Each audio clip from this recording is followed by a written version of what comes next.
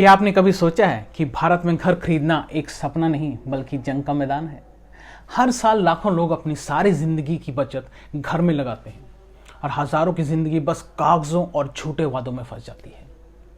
अगर आप ये वीडियो पूरा देखें तो आप जानेंगे कि कैसे एक एजेंट, बिल्डर और भ्रष्ट कानून मिलकर आपकी जेब और अपने सपनों को लूटते हैं और कैसे आप इस जाल में फंसने से बच सकते हैं।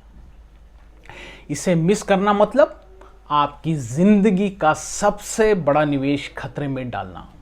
नमस्ते, मैं हूं विनोद और आज हम बात करेंगे भारत के रियल एस्टेट की दुनिया की सपनों के इमारतों में पीछे छुपे हुए भ्रष्टाचार, ठगी और ताश के पत्तों जैसी योजनाओं को हम आज बेनकाब करेंगे। इस वीडियो में आप सिर्फ सच्चाई नहीं जानेंगे, आप महसूस करेंगे कि कितनी जिम्मेदारी और सावधानी इस सिस्टम को टिके रहने के लिए चाहिए। चलो शुरू करते हैं सबसे बड़े दोष से, एजेंट।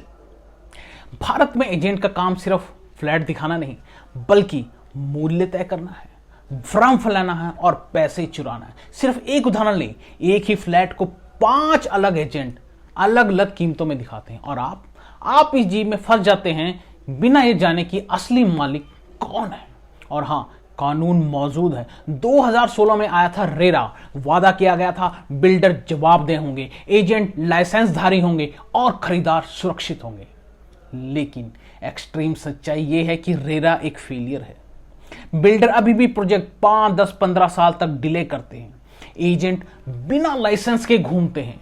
शिकायत करने पर आपको सालों साल इंतजार करना पड़ता है। नोएडा में हजारों लोग 2010 में फ्लैट बुक करते हैं और 2025 में भी कई लोगों को घर नहीं मिला और पैसा भी नहीं। कुछ बुजुर्ग अपनी रिटायरमेंट की सेविंग इस इंतजार में खो बैठे कि ये कोई छोटी बात नहीं है, ये जीवन के सालों की चोरी है। अब बात करते हैं बिल्डर की। भारत में बिल्डर घर नहीं, सपने बेचते हैं। ब्रोशर में स्विमिंग पूल, जिम, बगीचे, सब कुछ। लेकिन जब आप पैसे देते हैं तब सपने टूट जाते हैं। क्यों? क्योंकि ये सब चलते हैं ओपीएम पर, यानी कि अदर पीपल्स मनी पर। एक प्रोजेक्ट का पैसा लेते हैं, दूसरे में लगाते हैं, बैंक से कर्ज लेते हैं और फिर 1.5 या 10 साल तक प्रोजेक्ट डिले करते हैं। नतीजा, आप फंस जाते हैं। और नुकसान कौन उठाता है? मिडिल क्लास भारतीय। 20 साल की मेहनत, बचत और लोन सब एक घर में लगा दिया। और आपका सबसे बड़ा डर ब्लैक मनी और भ्रष्टाचार। रियल एस्टेट में सबसे सुरक्षित ठिकाना है काले पैसे के लिए। थोड़ा पैसा चुराया जाता है सफेद में, बाकी कैश।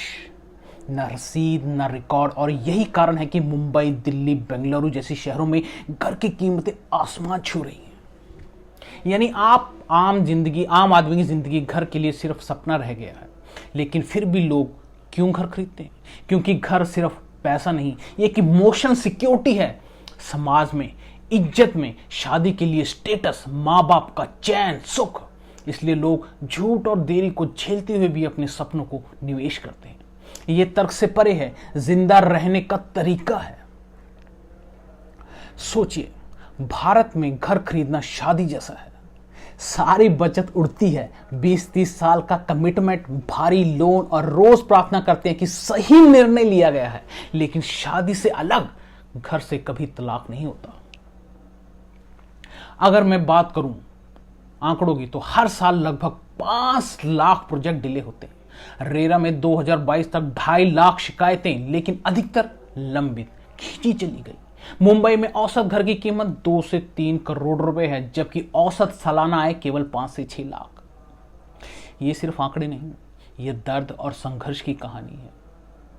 क्या सॉल्यूशन हो सकता है? तो क्या आप रियल एस्टेट टूटी हुई है? हाँ, सिस्टम भ्रष्ट है, एजेंट माफिया जैसे और बिल्डर धोखेबाज, कानून और भी कमजोर।